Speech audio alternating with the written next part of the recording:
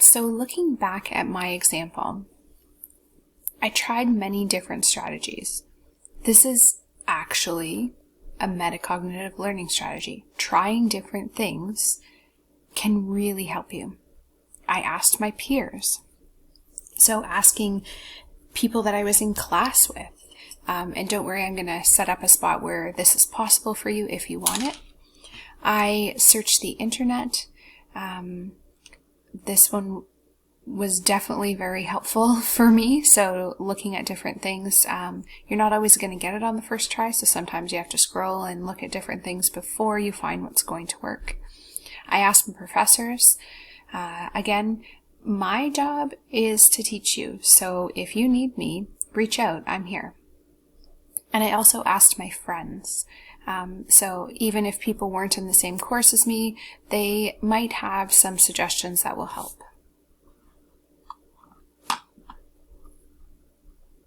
I just have to find my place here in my slideshow. All right.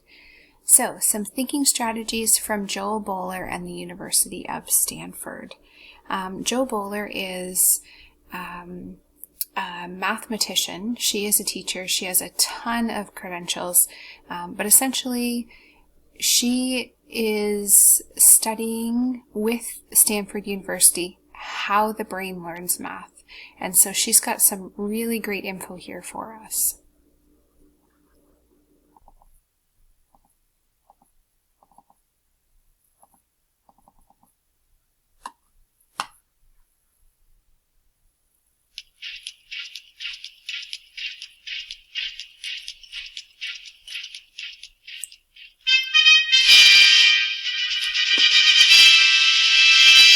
Whenever I work on a maths problem, I always want to draw it first.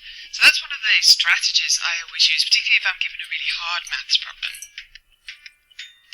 So you Cubians, what helps you think mathematically? I like to talk to my friends and share my ideas. Hey, what's a leopard square? I've done better with math when I was talking with people, sharing ideas.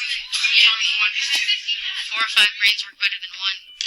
7 and 21 make 28 times 28. Yeah, I did that too! Yes. When something seems really hard, I don't give up. I keep trying and look at new ways of seeing it. I'll see it one way, but then someone else will see it another way, and I'll be like, oh my gosh, that makes so much sense.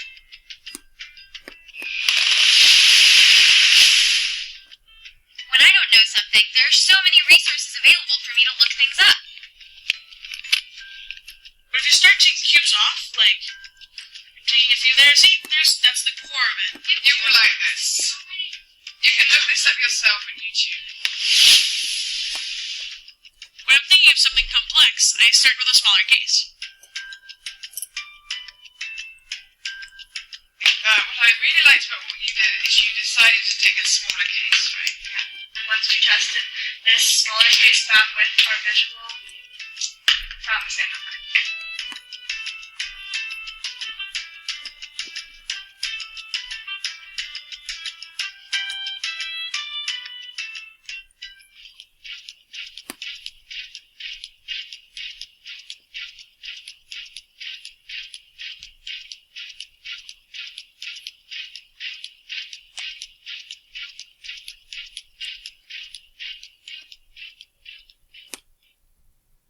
Alright, so what are some of the thinking strategies that they used in the video?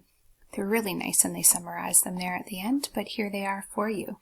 They used draw it out, teamwork, experimenting, looking for resources, and starting with smaller cases. So we're going to look at some more Joel Bowler stuff, but one of the things is that there are 5 pathways in your brain to learn math, and 2 of them are visual. So anytime that you can visually draw it out or use your fingers for counting, that type of thing, it actually accesses more possibilities to solidify that information in your brain. In terms of teamwork, it is a little bit harder to facilitate in online courses, but I am working with our tech here to try to get some really great ideas to do that. And I have some things in the works. to help us there. In terms of experimenting, that's also another Joel Bowler video that hopefully we will get to. But this concept that the more you struggle, the actual deeper your understanding. So if you get from point A to point B, no trouble, no fanfare, you actually don't understand the concept deeply.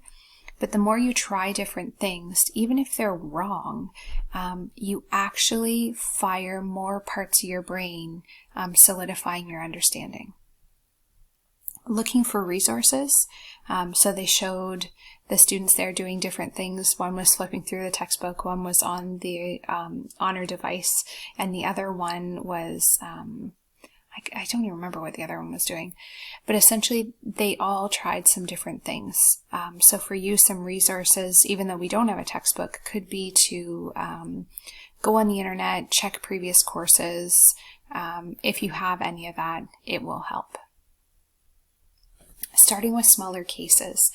So this is a really important concept. So we don't right off the bat try to get you to complete the square in factoring a trinomial.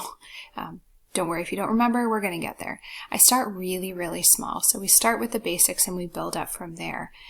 So this concept of starting smaller and building is super important, but it's also there for if you are struggling. So if you're stuck and you don't understand what's going on, back it up, look at those smaller cases, look at those previous examples, and see if you can build that concept from there.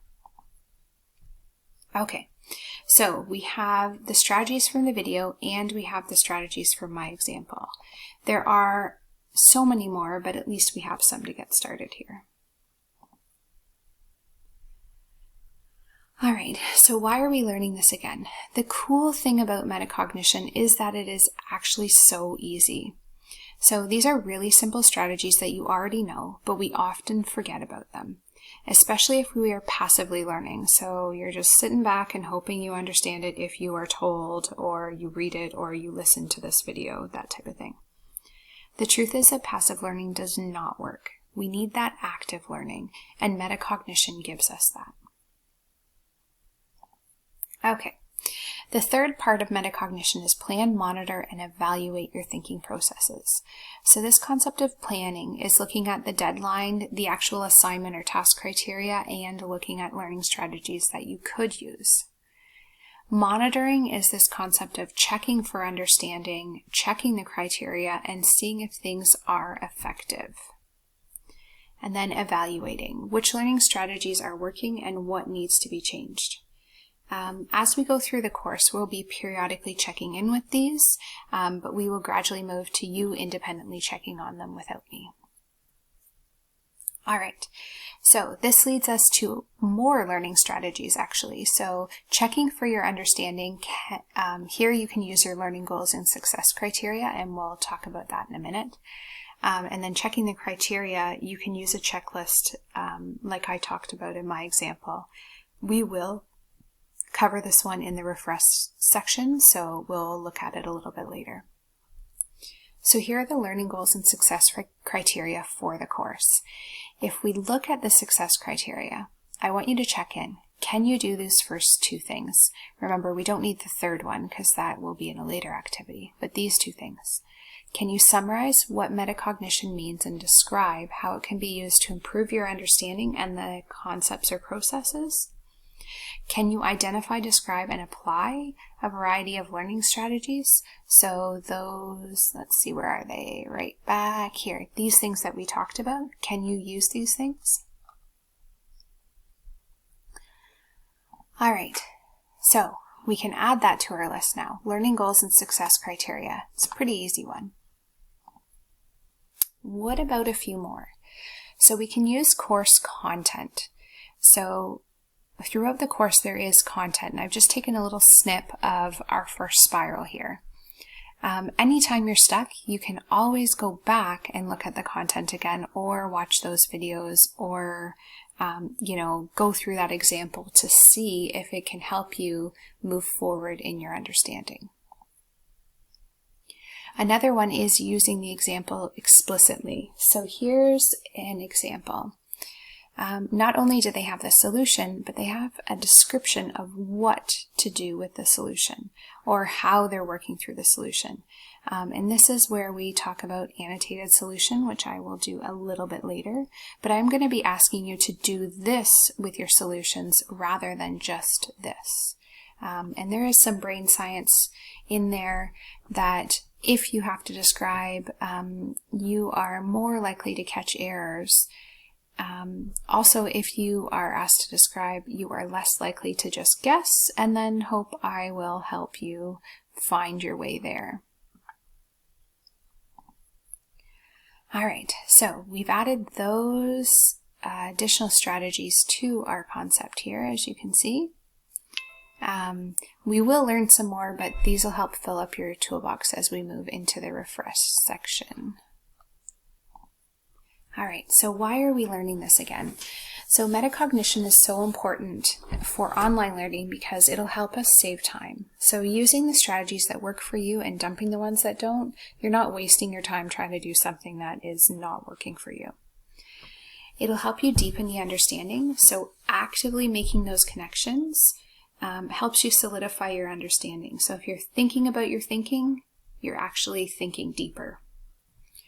Increase resilience and perseverance. You know what to do when you get stuck.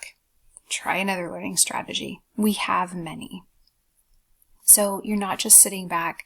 You're not just getting frustrated. You're not, if you're like me, you might express your anger physically and sometimes throw things, but you're not getting stuck. You know where to go if you've kind of stalled out a bit.